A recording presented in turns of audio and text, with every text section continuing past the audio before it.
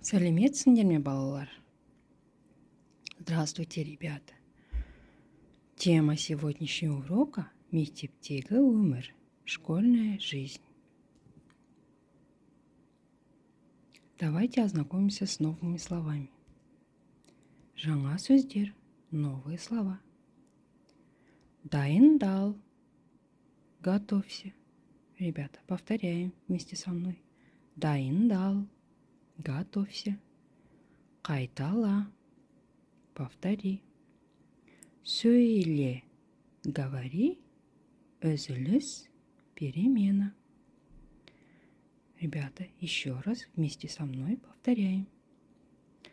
Дайындал, қайтала, сөйле, үзіліс. Молодцы, ребята. Ребята, давайте вместе со мной прочитаем первое задание. Небольшой текст.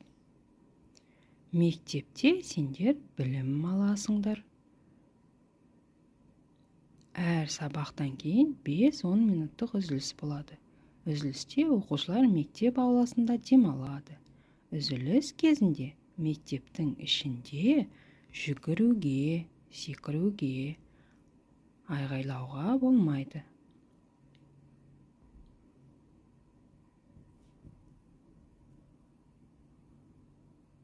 Үзіліс кезінде не істеуге болмайды? Үзіліс кезінде